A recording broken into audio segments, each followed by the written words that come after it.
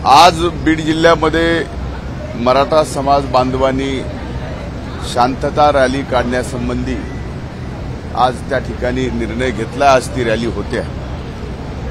मी काल काही वाहिन्यांवरती आणि सोशल मीडियावरती पाहत होतो की जाणीवपूर्वक या शांततापूर्ण होणाऱ्या रॅलीला जिल्हा प्रशासनाने परवानगी नाकारली असल्याची अफवा पसवून काही जण तणाव निर्माण करण्याचा प्रयत्न करत आहेत। ही बातमी पूर्णपणाने चुकीची, खोटी व दिशाभूल करणारी आहे। वस्तुतः जिल्हा पोलीस प्रशासनाने रॅलीला परवानगी नाकारण्याचे कोणतेही कारण नाही, परंतु ही रॅलीला परवानगी 8 तारखेलाच या ठिकाणी दिलेली आहे। त्यामुळे रॅली होईल व नेहमीप्रमाणे माझ्या बीड जिल्ह्यातील समाज बांधव अत्यंत शांततापूर्ण मार्गाने रॅली पूर्ण करतील असा मला विश्वास आहे। मी स्वतः मराठा समाजाच्या आरक्षणाला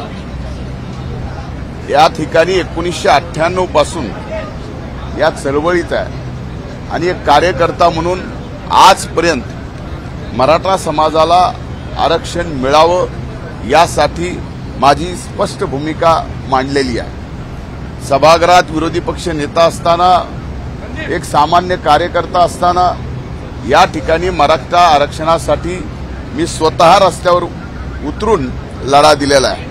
म्हणून कृपया करून कोणीही अशा खोट्या अफवा किंवा समाजात बुद्धिभेद करून सामाजिक सलोखा बिघडवण्याचा प्रयत्न करू नये, ही माझी विनम्र विनंती आहे। दिल्लीमध्ये आज आपण जाणार आहात आणि केंद्राकडून कृषी पुरस्कार महाराष्ट्र राज्याला प्राप्त होतोय, काय? नक्कीच महाराष्ट्रासाठी आणि महायुतीच्या या सरकारसाठी हा पुरस्कार आम्ही केलेल्या वर्षभरातील कामाची पोचपावती आहे। डॉक्टर स्वामीनाथन यांच्या फाउंडेशनने हा पुरस्कार या ठिकाणी देशातलं पहिलं कृषी राज्य म्हणून या ठिकाणी पारितोषिक मिळत आहे। वेगवेगळ्या कारणासाठी त्या ठिकाणी या राज्याची निवड करण्यात आलेली आहे। त्यात या राज्याने निर्णय घेतलेला हरित क्रांतीच्या संबंधात असेल, 1 रुपया पीक विम्याच्या योजनेमध्ये जवळजवळ आतापर्यंत 1,10,00,000 शेतकरी लाभार्थी निवडण्याच्या संदर्भात असेल, पहिले 3200 कोटी रुपये आणि आता 4,000 कोटी रुपये हे या ठिकाणी शेतकऱ्यांना जवळजवळ 7,200 कोटी रुपये 1 रुपयाच्या पीक विम्यामध्ये या ठिकाणी मिळणार आहेत। आणि ही अंतिम रक्कम नाही, आणखीनही पुढे काही 100 कोटी रुपये मिळणार आहेत। त्याचबरोबर पीएम किसान सन्मान योजनेमध्ये जे अभूतपूर्व काम या महाराष्ट्र सरकारने केलं, या 1 वर्षामध्ये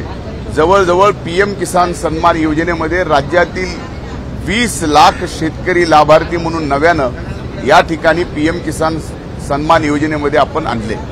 एवढंच नाही तर या राज्यामध्ये मायक्रो ड्रीप आणि ड्रीपचं या ठिकाणी फार मोठं काम आपण कृषी विभागाच्या मार्फत केलं। तसेच देशातलं पहिलं राज्य आहे की ज्या राज्यांनी nano fertiliser, nano urea, nano DAP याबाबत जवळजवळ 4 लाख शेतकऱ्यांना कृषी विभागानं आणि महाराष्ट्र सरकारने मोफत नॅनो युरिया देण्याचं कार्य हाती घेतलं। आणि मला खात्री आहे की त्याच सर्व कारणामुळे आज महाराष्ट्राच्या कृषी विभागाला पहिलं पारितोषिक स्वामीनाथन साहेबांच्या फाउंडेशनने या ठिकाणी दिलेलं आहे। आरक्षणाची एबीपी माझा, उघडा डोळे बघा नीट।